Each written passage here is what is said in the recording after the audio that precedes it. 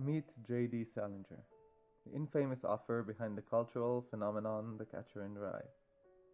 Salinger made extra effort to make this novel a world without images, hence it constructs its conflicts primarily through plot. This fact made The Catcher in the Rye the most famous best-selling book never to be adapted into film. The novel's plot involves a teenager named Holden Caulfield. Holden's story revolves around his narration as he writes from what is implied as a mental institution, a year after the novel's events. The Catcher in the Rye concerns itself with the story revolving Holden Caulfield's expulsion from Pensy Prep Boys boarding school located in Hagerstown, Pennsylvania. But although the novel begins in Pennsylvania, soon thereafter Holden finds himself on his way to Manhattan, New York. After getting into an argument with his roommate Stradlater, Holden has become fed up with Pensy Prep and has decided to leave the school that same night.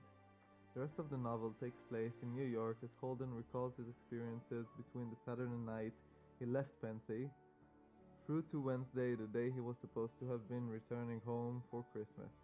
As he travels throughout New York City, Holden desperately tries to get someone to listen to his fears about becoming an adult. He attempts time and again to reach out to people that may make his transition into adulthood possible.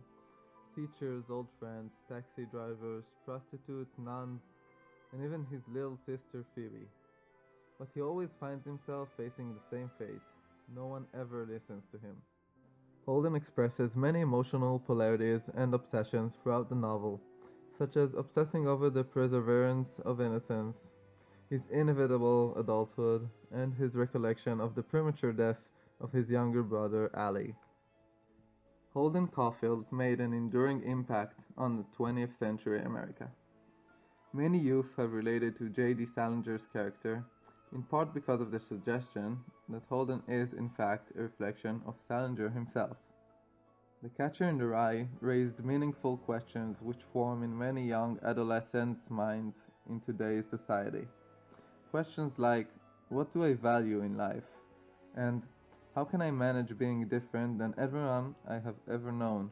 Some more questions include generalities such as, what sacrifices would you make in order to fit in, or would you give up some of yourself to preserve something valuable to you?